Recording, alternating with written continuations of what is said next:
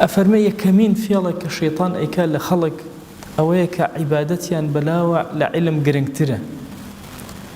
طبعا علم خوي بو خوي عبادته، مذاكرة علم دوباره كردنا وإلى بركردني لخزمتي وسطن هم ويبا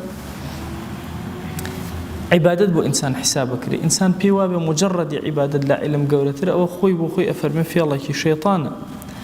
أفرمي علماء فرموا أن علم خريبون بعلم ولا أنه يجا السنة كان جنوافل باشتره إن جاء آية ما بس تنهى أو بو إنسان علم بخوانه نا علمك شونك لبيناوي عمله لبيناوي كردوا دي إنسان أبي بخوانه أبي عملك أبي فهمي كردوا كشبك شوك كردوا دو بشا همو إنسانك كردواك أكاد رجو أجري نيجك صدقة زكاة أدا همو بشكي ظاهري هيك إيكا بشكي باطني هي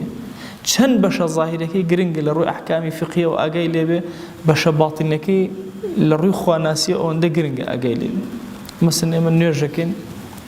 ئەبێ بزانین چۆن دەست بەرزەکەینەوە چۆن دەسەگرین چۆن مەسەڵەن ئەچینە ڕکوع چۆن هەڵئەسینەوە چی ئەڵێن تایە بەس لەمە گرنگتر بەشە معنەویەکەیە طبعا عرضم کردنی کە لە فێڵەکانی شێطان ئەوەیە کە مەشغوڵت ئەکا بەم ظاهیرانەوە حتا ئەم ظاهیرانەش هەدەفی دین نین باطنی ئەمانە هەدەفی دین كأوي إن الصلاة تنهى عن الفحشاء والمنكر أو نيجا بواد ليب كاتو لجناه دور خاطر لخرابة دور خاطر إن جاء بوي أبي نزور كات هند فرقي زور لما يجي أمتي إسلامية مشغول بو بأعمال ظواهر وجوارح إنسان ومانك ديارا أنا سوى توسير كان للنوة كان ما الله جوري لكردستان أوهم جهد سرف كرا آية دس شون بقري لكوا بقري إن جاء آية للركوع شون بي للركوع حصيته آية كم جار دس خيت الزوي كأشي والسجدة قاش خيت الزوي أو هم قصة الله بشرتي وأنا مو اختلافاتي فقهية وهيج مشكلة يكيني بشر روحيك كهموما متفقين لسدي بس منك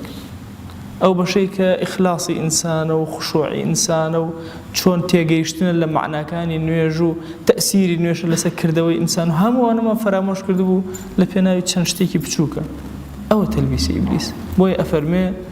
كباسي الزانا أكا أفرمي الزانا يضل باسكم شنك عملوا كردوا يضل كضل بيك إنك تنهى جوارح الظاهرة كان لإنسان بيك